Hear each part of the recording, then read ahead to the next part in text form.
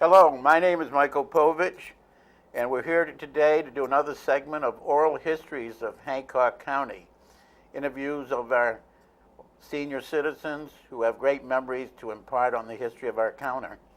Today, my guest is Dorothy Fitch, who I've known many, many years. And good morning to you. How are you? I am fine. You glad to be Now that you're here. Now that I'm here. Well, it's glad to have you here. So we're going to talk. We talked yesterday about a few things. We're just going to have a conversation, so don't worry about it. So, Dorothy, you're somebody we've interviewed who was born on an island. Big Cranberry Island. Big Cranberry, as opposed to Little Cranberry and Bakers and Ellsworth and everything else. That's right. And when were you born? Well, I was born July the 19th, 1925. So that means come this July you'll be 91. That is right. Good for you. Good for you. Now, who were your parents? Your mother was a native, wasn't she? She was of Cranberry Island, yes. And what was her name? Ruth Stanley. Ruth Stanley. But your father, as we say, was from away. Well, I can't say they went away. No, but he was from away. Yes. Where was he from? Linköping in Sweden. So that's really down east, isn't it? That's way over. Way over. And so what did your dad do for work? He was worked on the railroad between Boston and Tampa, Florida. So he was gone a lot of the time. Yes. Because we know there's not many railroad station tracks on Cranberry Island. No. My mother went to Tampa when he went. Okay. Take you with her? I was conceived there. Oh! I guess I went. So you're from away too, then? Yes. Okay. So you conceived in Florida and born in Cranberry Island. Mm-hmm. Your dad died when you were young, though, didn't he? He died when I was 3 years old. And what was the cause of his death? TB. But before he died, how many, did you have siblings? I had 2 older brothers and 1 half-brother. That was when your mother remarried? Right. Okay. Now, what was it like growing up in the island? This would have been in the late 20s and the 30s, wasn't it? Well, looking back, yeah, so it had to be. Well, did you enjoy living on an island? I enjoyed it when I was there. Now, back in the 20s and 30s, here on Cranberry Island, was there electricity there at that time? Yes. All right. And telephone? Telephone, yes, but it cost money. You had the crank and the Had crank. a crank. Mm-hmm. All right. What about internet? I don't know that now. Oh, okay. Good for you. Now, you went to school on Cranberry Island. Yes. And what years did you go to school there? Well, till I was 14 years old, and then I had a year going back and forth to school from Southwest Harbor to back to the island every day. So, sort of right from kindergarten through 8th grade. Mm-hmm. And what was your school? How many rooms in your school? 2. So this was not a one-room schoolhouse, it was No, a two-room schoolhouse. 2. They divided it 4th grade and then to the 8th and the other. And how many students went to school as you were going there? I say 15. And how many in your class? 3. That many? Not many. But that many, 3 people. Yes. So when you graduated from 8th grade, all 3 of you had an honor part, didn't you? Right. And you were the big valedictorian? Don't tell my daughter that. Okay, I won't tell your daughter, even Yes, though... Mike. I was, I guess, the best ranks. Good, So good for you. valedictorian. We made a joke of that What was the joke? because one of the gals was a historian, one was a salutatorian. Yeah. So they had 3 to pick from, so they had to line them up. Everybody got a participation trophy. Yes, yes. Good for you. And what was the curriculum there? What were the kind of studies you had? Oh, just the usual: English, Yeah. history, geography, health. So there were 8 classes at one time. Yes, And you said there was a total of 15 students. in each room probably. So there was only about like 2 or 3 in each class. Because True. you had 8 classes. Yeah, but seems what they learned, we did too. And how many teachers were there? 2.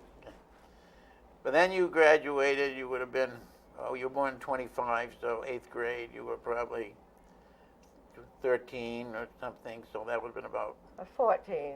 14, so that was about 1939 or so. Hmm. So then you went to high school, Right. and high school was where? In Southwest Saba. And that high school was 2.5 miles. We were out in the ocean there.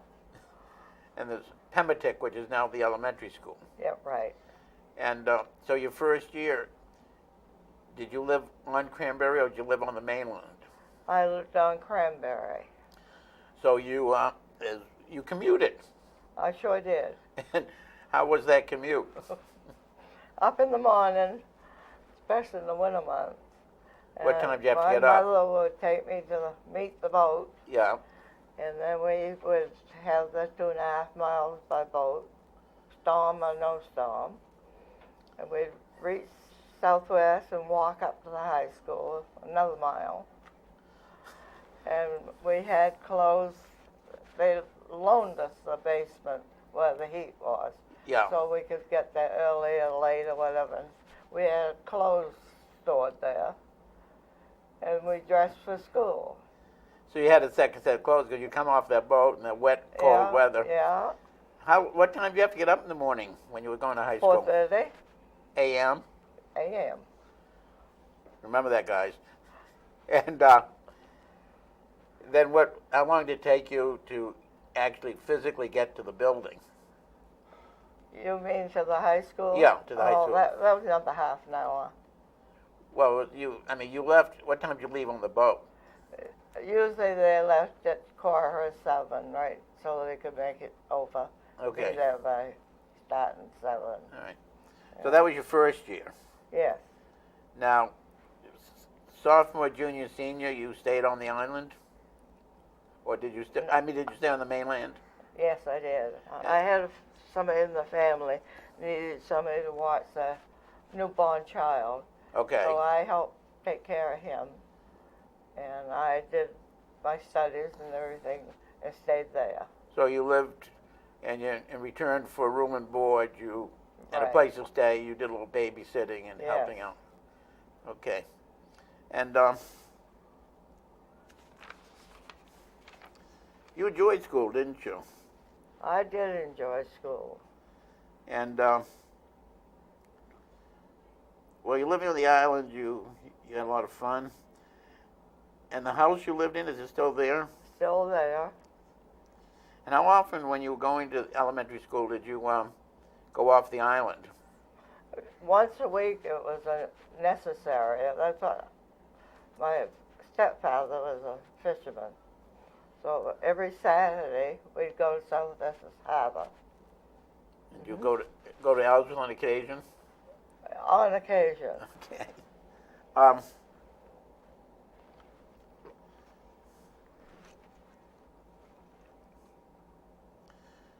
Now, you graduated in 1944, Right. but before you graduated, you fell in love I did. at first sight. Yes. And who was that Warren, man who took your heart? Warren Stanley. Warren Stanley. No And- relation to my mother. She was a Stanley. Oh, was she? Okay, well, that's no all right. relation. All right. All right. Good for the disclaimer. Yeah. Well, And what year were you in high school when you met him? I was a sophomore, because in the junior year, I got married.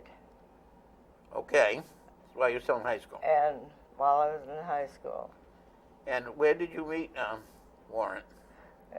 movie theater. In Southwest? Mm-hmm. You even, being so much in love, do you even remember what the movie was? Well, Gone with the Wind, I remember sitting through. All right. Oh, that was terrible. What, the movie was terrible? No sitting. That Oh. was a long. That was a long Why movie. did they shorten it? Well, maybe we sleep through most of it now, so it seems shorter. Oh. So anyway, felt you it. met him at the movie theater, and how did you know him before then? No, he graduated 4 years before I did. So he was much older. Old. He was 5 years older. So you were like a trophy. Well, I couldn't say that. Well, I can. All right. So anyway, you met him, and you must have been a whirlwind courtship because you got married how soon after you met him? Well, less than a year, Yeah. because I got married that next summer, and we probably had 12 boys in our class that Yeah. all left the school at the same time to join the Army or Navy. So we had about 4 boys left. The rest were all girls. When you graduated. Yes. Now, was the reason you got married is not only love, but because World War II was going on, and Right. did he join the service? He joined the Coast Guard. Okay. And was that after or before you got married? He was in there before we got married. Okay. And so after you got married, did you go with him? I got to think about that. I waited. No, I didn't. I went to Toledo, Ohio. But you waited till you finished high school. Yes, I finished, graduated. In 44, and you've been married about a year. Yes. And then after you he was out in Ohio. Right. On the Great Lakes. Yeah. And so then you went out to see him?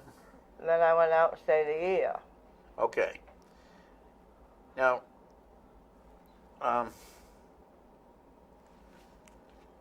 where did you get married?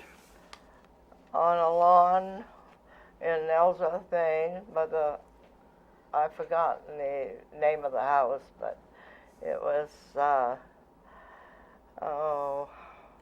the Baptist minister. That's where they were living, I think. Yeah, so you went there, you sort of eloped. But you had a wonderfully, as you told me, you got married on August 11th, 1943, and Right. you just had a wonderful honeymoon, but it just wasn't right then, was it? No, it was a while later. What happened after you got married? You got married to Warren, and you were an exciting bride. You were probably 18 years old. And what happened to you? Well, I had my suitcase packed. To go with him for your Yeah. honeymoon. You're going to go where for your honeymoon? We were going to Island Falls. Somebody gave us a nice cottage. Okay. And that was for the 1st of August. I mean, we could use it right through. And we left, got him married, and took a bus to Bangor. Okay. And then we went in the station and sat and waited for the bus. All of a sudden, I don't remember it, but you were married then. This was after yes, you got, yeah, okay. It was about 4 hours later. All right.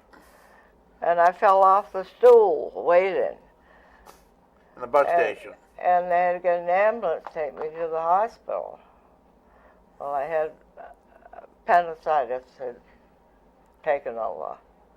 And so you had an appendectomy at the St. Joseph's Hospital in Bangor. And then how long Well, it was called the Pain Hospital then. The Pain Hospital. All right. Pain. And so how long were you in the hospital? 2 weeks. So he went back to Portsmouth, New Hampshire. He was stationed then. Then something else happened. You were going to go to. So he came home for a while, didn't he? Yes. But that visit was interrupted because of. He was called back to Portsmouth because of why? Mumps. Mumps. You know, he didn't have mumps, but they were quarantining him. That's that right. The ship was, so they hauled him back again. Marriage started out quite auspiciously, didn't it? Well, it was a long one. Yeah. Okay, so finally, at some point, you got to Island Falls, Yes. and that was, and you finally got your honeymoon, Mhm. and then he went to Toledo. Mhm. You finished high school. I finished high school before I went to Toledo. That's what I mean. And, Yeah. and you stayed in Toledo for a year. Then is that when he got out of the Coast Guard? Right. The war was over. Mhm. And so then where'd you move to? Manset, where he is from, and we started building a house, building a dragger, both things at the same time. Building a house and a Dragger. a boat. Yeah. Yeah. Okay. Because he was a fisherman. Yeah. Right.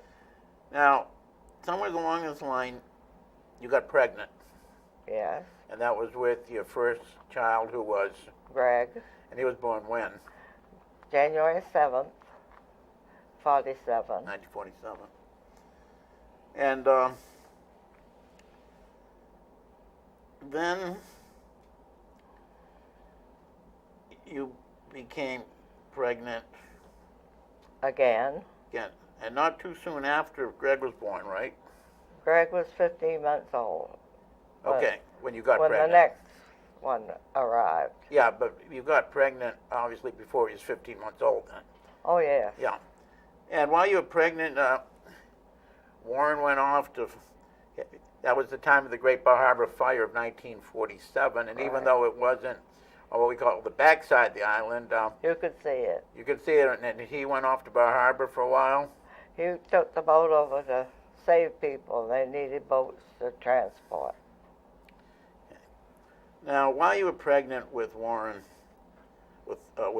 pregnant with your second child, tragedy happened, didn't it? Yes. And what was that? 3 weeks before Maureen, my daughter, was born, he was asphyxiated. He put his dragger With a friend of his. with a friend of his, a very good friend of mine. The wife remained that way. Yeah. Mr. Ramsdell. Ralph Ramsdell. And did they find out what happened? What caused? I mean, we know it's asphyxiation. What happened? Coal gas. They'd gotten a new for the galley, Yeah. and I suppose shut it up too tight. And the Coast Guard called on the telephone to tell us they found him. This would have been carbon monoxide poisoning, Right. which would be the diagnosis today. Now, then after Warren died, your daughter was born, Right. and her name was Maureen. Maureen. Now, I don't know whether Maureen knows this or not, but did you have a different name in mind for her? Yeah, I've told her. Oh, you've told her? Judy. So she would have been Judy Stanley Carrier, not Maureen Stanley Carrier. Right. Okay. We've got that little tidbit now permanently. She was named for her dad. Of course she was. That made you a widow at 22. Right. 2 children. Mhm. At that point, you were raising 2 children, very young children. You were living in Manset. How were you supporting yourself? How were you, the necessities, food, clothing? Well, he made some money, which I used, but then I was able to get help for the 2 children through the government. Okay, and the community helped too, didn't it? Oh, I had, my brother-in-law was a special pediatrician down in Massachusetts, and he married my husband's sister, and so it was all family, and they took me back to Ipswich, Massachusetts, and I was there from her birth date at Beverly Hospital until October. So Maureen was born in Massachusetts. Right. But I think you told me that it was nip and tuck at the beginning. There was some real medical crises involving Maureen when she was a baby. She had, she breathed before she was born, and her lungs were very.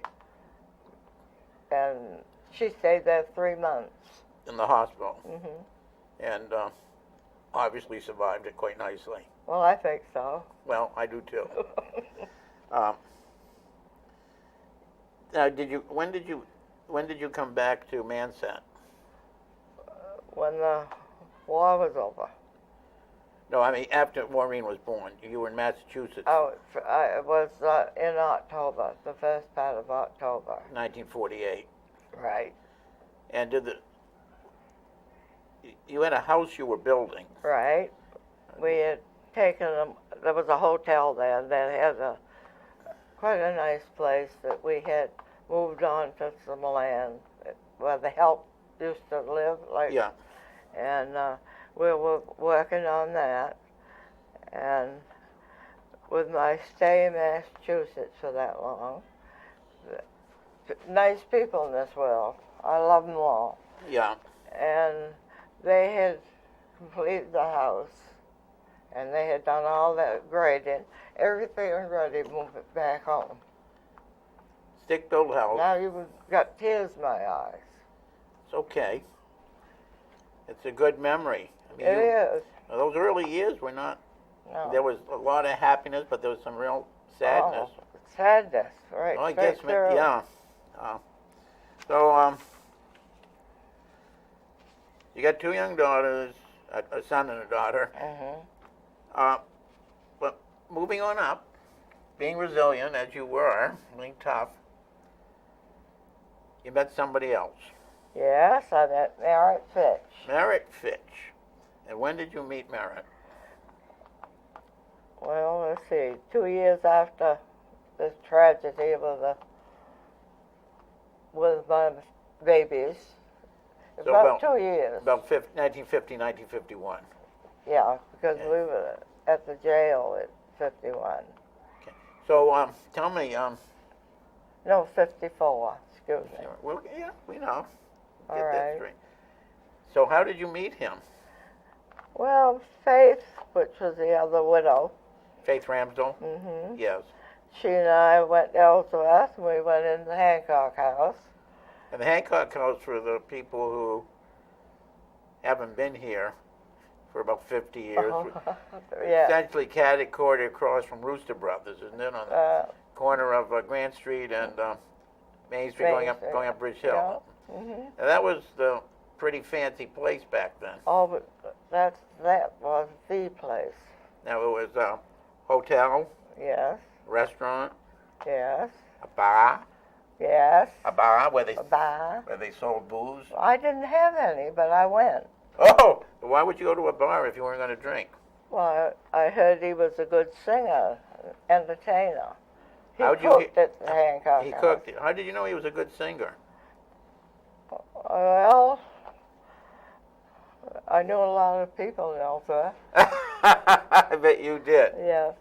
So did you take Faith as you know what a wingman is? No. It's when it's today's days when two people go out, like usually 2 guys go out to a bar. Yeah. In case there's 2 girls there, one has to be the wingman to take care of any extra person. I'm glad I wasn't born then. Well, All me right. too. Anyway, you were there with Faith, and was he a good singer? Yes, he was. All right.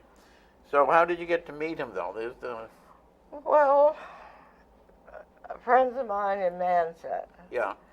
they were quite neighborly. They were having a house party, and Merritt's best buddy knew people there, and so they invited him, and Merritt came along with him. It was, and so I was there, and I guess he liked what he saw because he came back again. All right, and you started dating. Hmm. Now, he had been married before, right? Right, And he had one son, Danny. Danny. Where was he from originally? Bridgeport, Connecticut. So, you got married about when? When I was 24. Hmm? When I was 24. 24, that'd be about 1949. It can't be. You hadn't met him yet. Oh, yes. Okay, we'll take that. Anyway, you were married, and then he got into politics, didn't he? Yes, he was a cook at the Hancock House. Okay. And he was city police for a while. And Okay. that's when he ran for sheriff. He ran for sheriff, and he got elected. Mm-hmm. And he got elected in 1954. And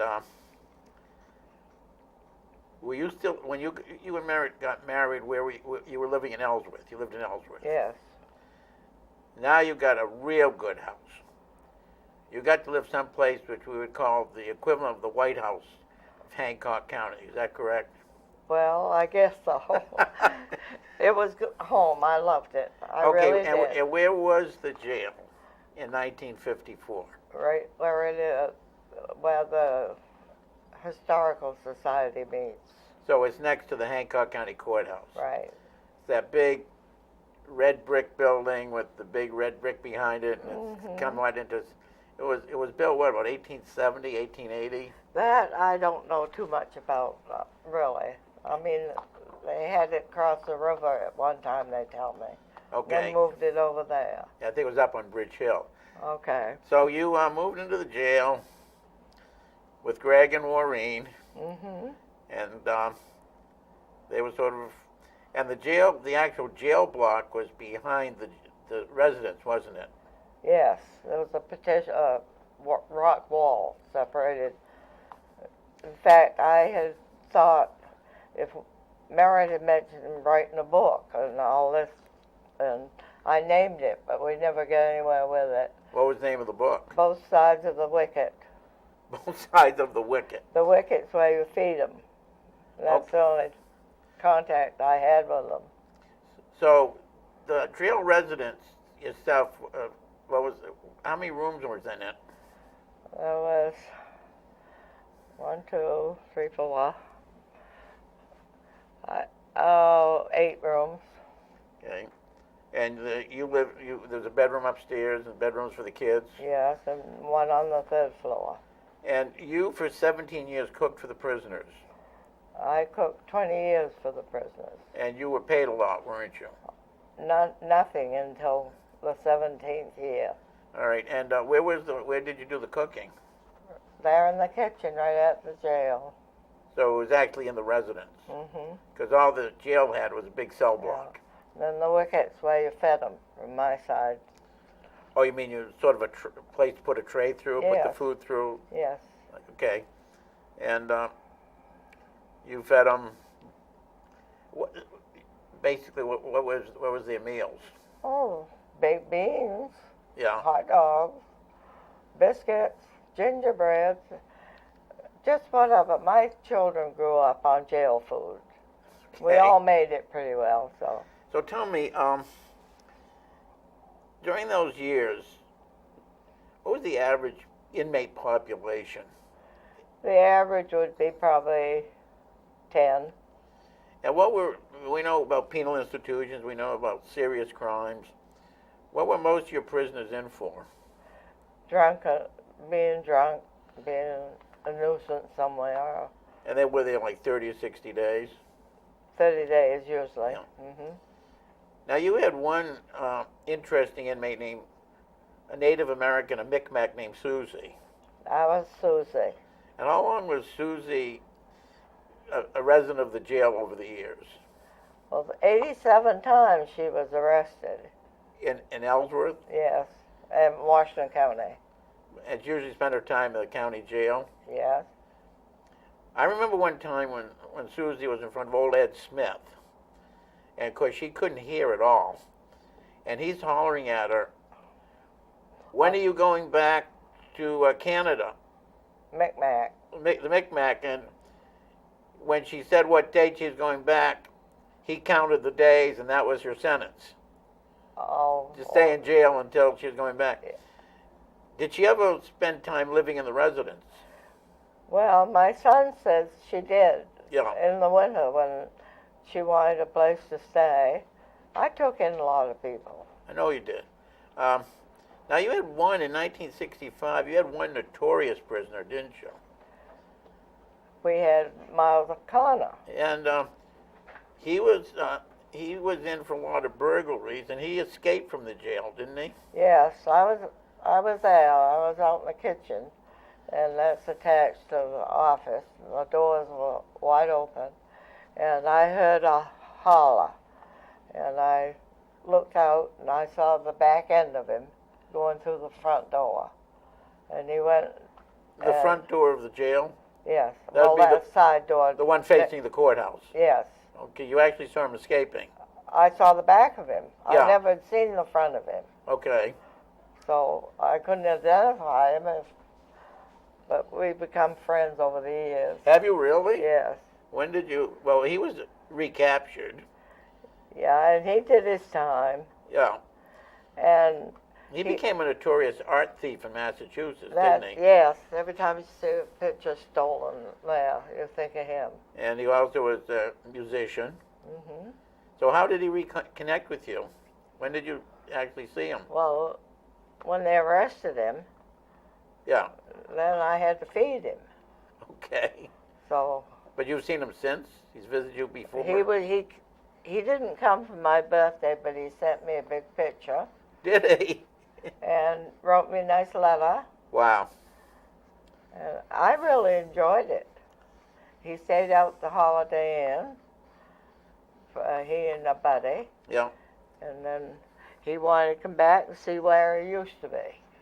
Well, it was Old Home Week then, wasn't it? It was. Now, you had some more children after you married.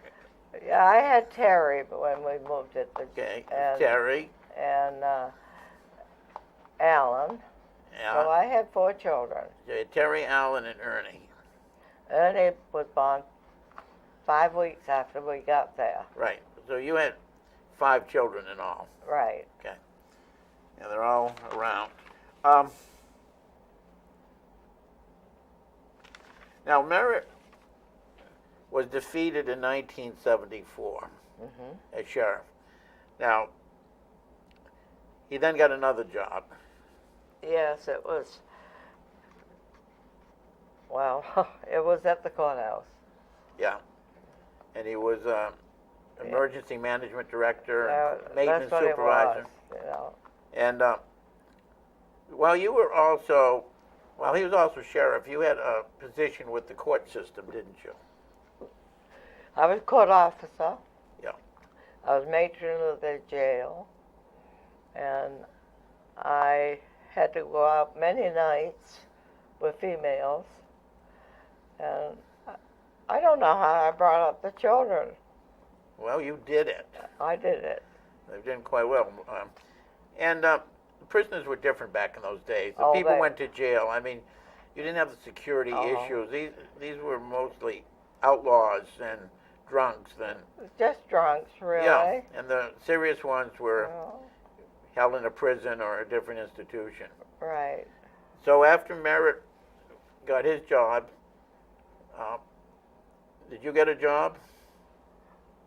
Well, I went to work for somebody called Mike Povich. Could it be me? Yes. And that was about 1975, wasn't it? Yeah.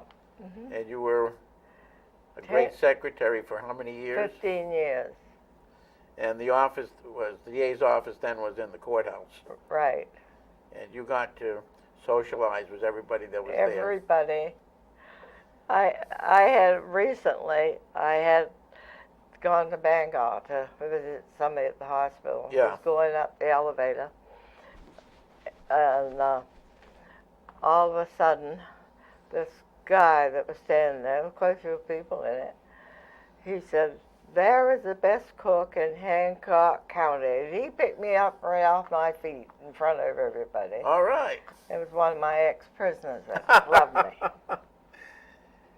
We always used to joke with you that you could make biscuits for 60 people, but not for 2.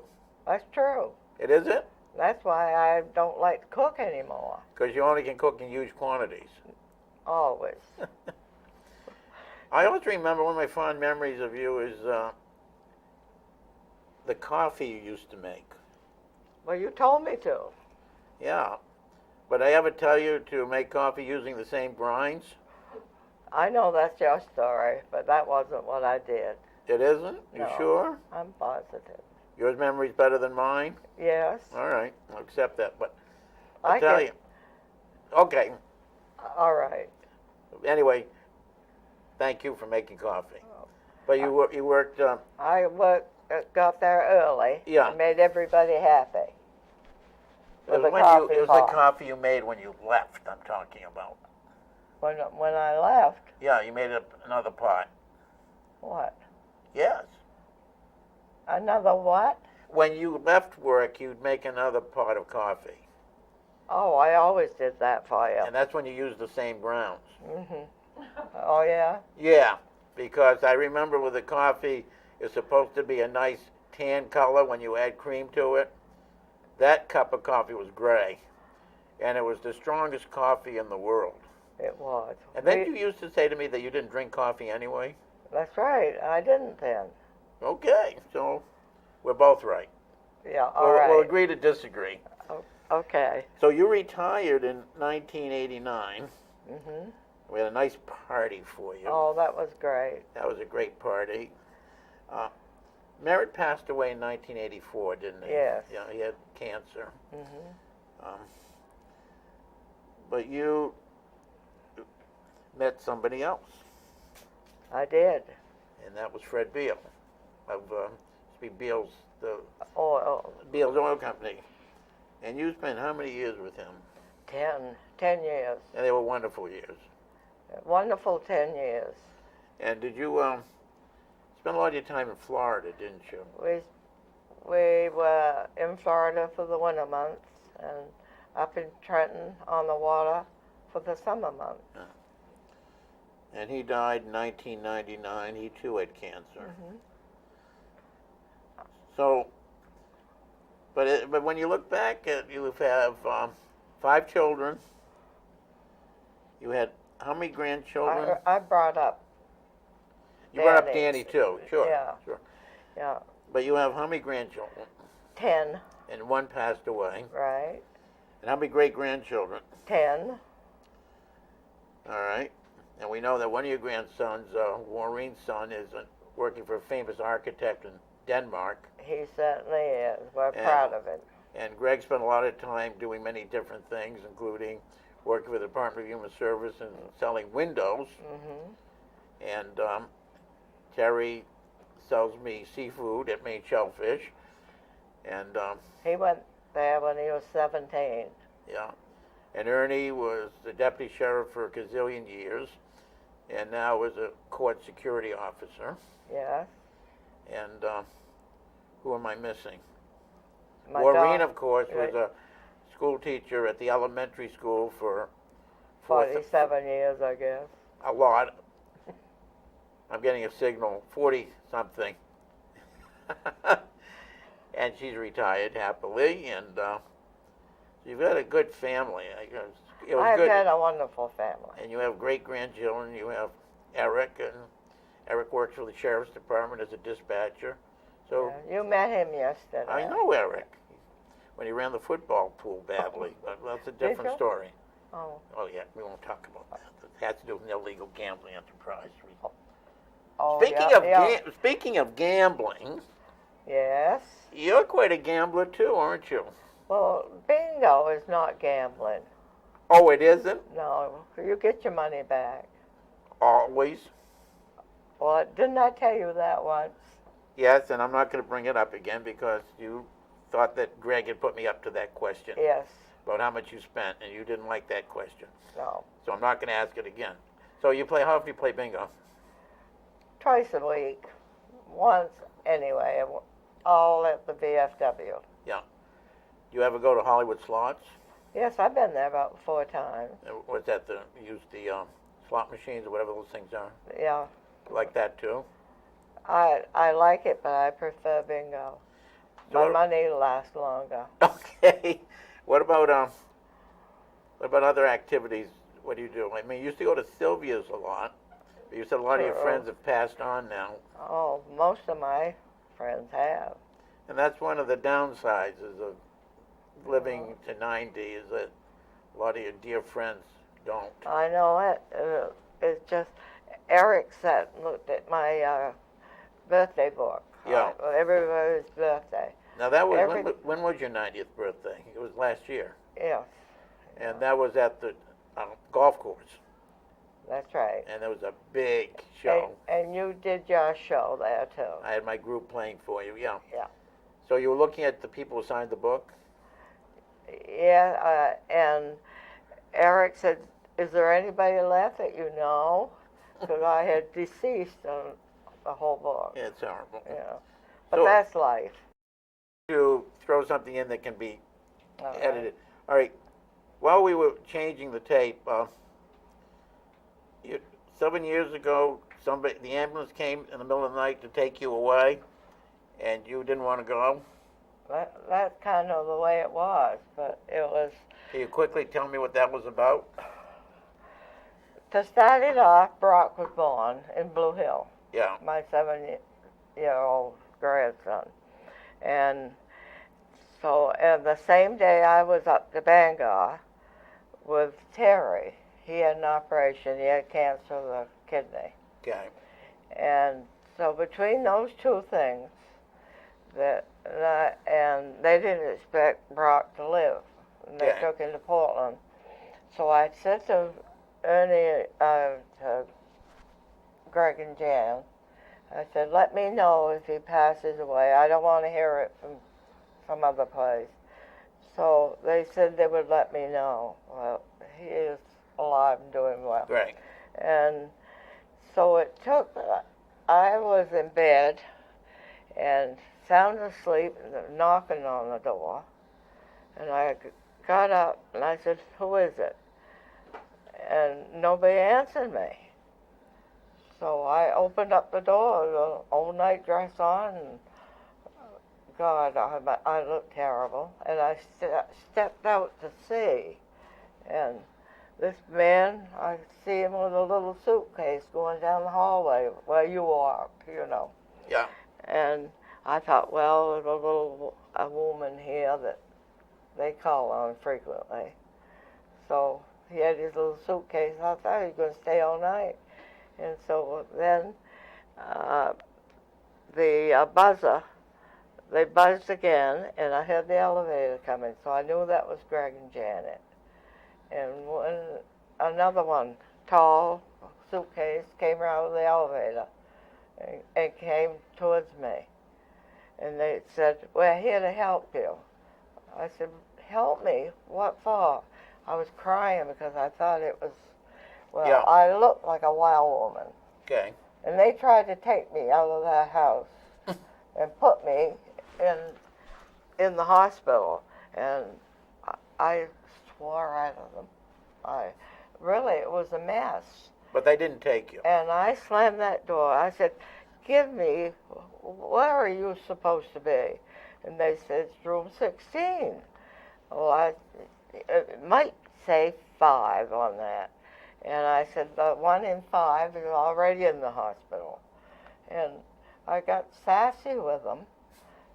And kind of to find out, they're supposed to be at Bridge Hill Apartments, 16, with a girl that overdosed. Well, And they were about an hour trying to get there. Eric came into work, and he said, "What's going on?" And I said, "Well, they tried to arrest me." And that's where you live, across from Rooster Brothers. Mm-hmm. Okay. All right. Well, we're gonna. You've got good health. Yeah. You have a good quality of life, Mm-hmm. and you've had some good men in your life, and you have some great children and grandchildren. Yes, I have. I've had a good life. And you have all your marbles, Yes. and they're all rattling in the proper sequence. Rattling. Okay. My parts are falling apart, but Okay. Anyway, thank you for joining us today, and this concludes the most recent segment of Oral Histories of Hancock County. So, was that so bad after all? no, Michael, you always put me in a spot. Maureen doesn't? What do you think of this? It was nice. I lost a